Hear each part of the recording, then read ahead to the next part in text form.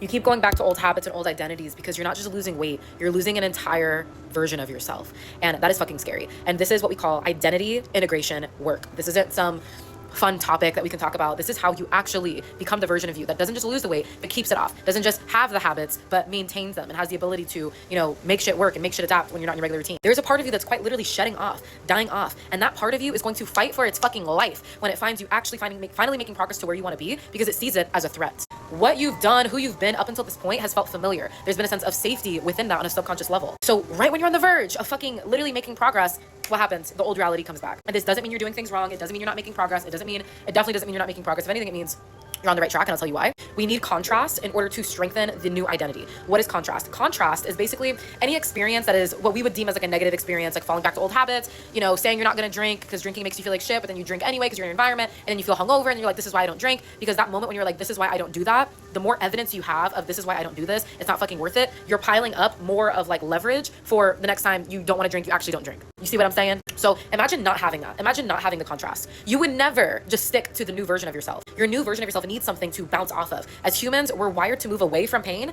more than we're wired to move towards pleasure. Like when I say pleasure, I mean like abundance and, all the things that feel good, because for generations, our ancestors have been in survival mode, and maybe even you have. So thriving again is like, ooh, it's like scary territory. It's like, what is life to actually be like this great, and like to me to have the dream body, and like I'm gonna separate myself from the fucking batch because everybody around me doesn't have healthy habits and like drinks alcohol all the time and like whatever. And so it's gonna remove me, and that's fucking scary to the subconscious. So in your health and fitness journey, in your weight loss and your body composition journey, if you are ignoring the identity integration work and you don't know where to start, I'm actually gonna be doing a series on this soon, so I'm very excited about it. So follow, to get more or save whatever, and we're going to be talking about how to actually hold yourself through that integration process of the old habits coming through, the old patterns. Because a lot of times what happens is we shame ourselves. So we judge ourselves. We feel like we're stuck. We feel like we're broken. We become a victim. Pity party. Woe is me. We feel bad for ourselves. We feel like we're just stuck when you are subconsciously choosing it. So how do we actually not choose it?